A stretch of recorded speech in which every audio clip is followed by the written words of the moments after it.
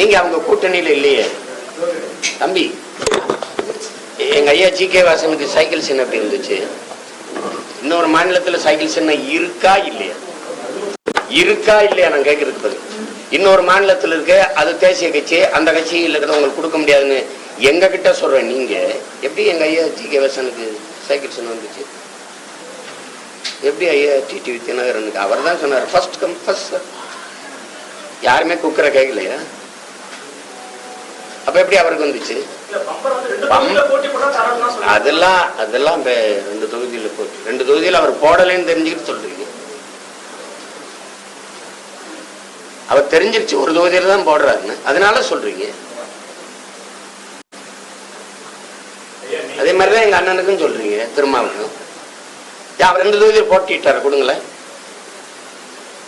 இந்த அண்ணன் வைகோக்கு சொன்ன காரணம் எங்க அண்ணனுக்கு பொருந்தும்னா 2 தொகுதியில போட்டிட்டாருல கொடுங்களேன்.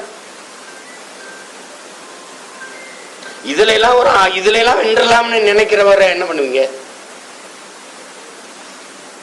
எல்லா தொகுதியிலும் அமைதியா கட்டு தொகை போடுற இந்த வேட்புமனு தாக்கல் நடக்குது. கோயம்புத்தூர்ல மட்டும் ஏன் என் தங்கச்சிக்கு இடையூறு வருது? ஏன் வருது? அரசியல் பிழைத்தோருக்கு அறமே கூற்றாகுன்ற எத்தனை ஆயிரம் ஆண்டுக்கு முன்னாடி எங்க பாட்டனார் பாடிட்டு இருக்கு. அறம் சார்ந்து நில்லுங்க, ஒரு நேர்மை கடைப்பிடிங்க. எல்லாம் இது எல்லாருக்கும் தானே. இதெல்லாம் நாங்களும் நினைவுல வச்சுட்டு தானே வேலை செய்வோம். இந்த ஆட்டம் எவ்வளவு காலத்துக்கு, எத்தனை காலத்துக்கு ஆடிடுவீங்க, எவ்வளவு பண்ணிடுவீங்க அப்படி. சரி, எவ்வளவோ பார்த்துட்டோம். என் பங்காளி வடிவேல் சொல்ற மாதிரி இது என்ன பிரமாதம், இன்னும் ஸ்பெஷல் ஐட்டம்லாம் இருக்குங்கிற மாதிரி எவ்வளவோ பார்த்துட்டோம். அது ஒண்ணும் இல்லை. வேற தேர்தல் ஆணையமே ஒரு திட்டத்தை முடிவு பண்ணி உங்களுக்கு கொடுக்குறாங்கன்னா இது இவிஎம்ல எதிரொலிக்குமா? அது உங்கள்கிட்ட சொல்லணும்ல, வேற யார்கிட்ட சொல்ல முடியும்? நீங்க தான் கொண்டு வச்சுக்க. அது என்ன செய்யணும்னா எங்க சின்னத்தை 3வது பெட்டியில வைக்கணும்.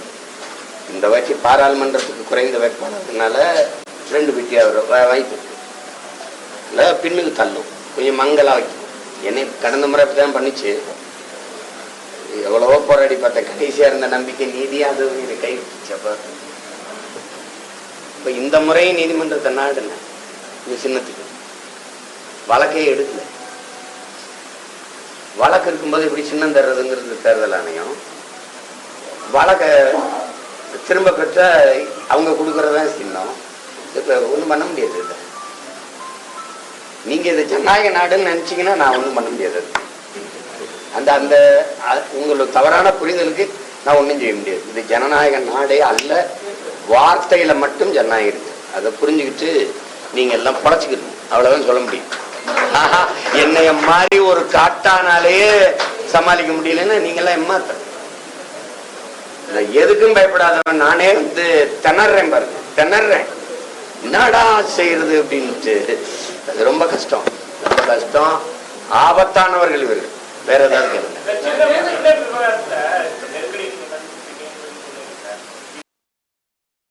அது கடந்துட்டேன். நீலாம் ஒண்ணு ஒரு நினைக்க முடியும். என் வீடை காலி பண்ண சொல்லுவான்,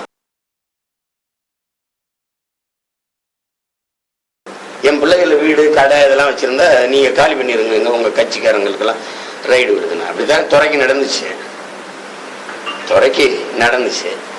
அவன் வீடை காலி பண்ண சொல்லிட்டாங்க. அவன் ஒரு வலைவலிக்கு ஒரு இது வச்சிருந்தான், அதை காலி பண்ண சொல்லிட்டாங்க. இப்ப இந்த மாதிரிதான் நடக்கும்.